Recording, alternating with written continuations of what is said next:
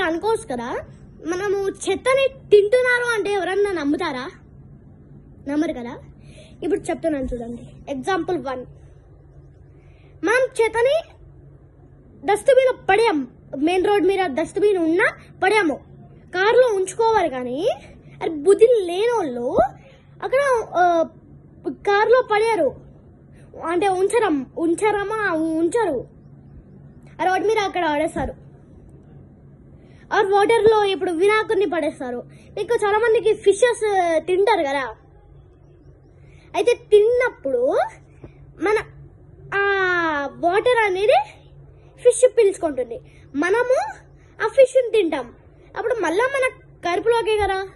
Example 2, ఇప్పుడు మేక and hen ఉంది కదా, అరే మనము రోడ్డు మీద పడేస్తే ఆ రెండు వచ్చి చెత్తని తింటాయి, మనం ఆ రెండింటిని తింటాం కదా.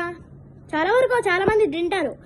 తిన్నప్పుడు అవి మనము వాటిని తింటాం, తిన్నప్పుడు మన కడుపులోకి వెళ్తాయి, అప్పుడు మళ్ళీ మనకి వామిటింగ్స్, మోషన్స్, అలా హెడ్ఏక్ అలా అవుతుంది. సిక్ అవుతారు, చాలా మంది సిక్ అవుతారు.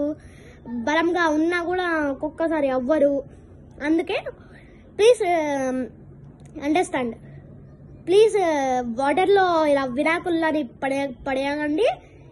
ఇంకా ఓన్లీ మట్టి వినాయకులనే వాటర్లో పడేయండి. మామూలు వాటర్ అయితే మంచిదే. అండ్ రోడ్ మీద పడేయకండి, కార్లో ఉంచుకోండి.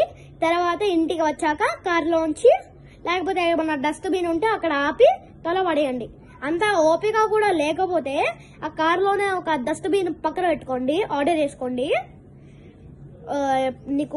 మీకు అర్థమవుతుంది కదా. ఆ లింక్స్ నేను లింక్ ఇయ్యా, అక్కడ ఉంచుకుంటారు కదా, తల పడేయండి. పడేస్తే మంచిగా ఉంటుంది. సరే, బాయ్.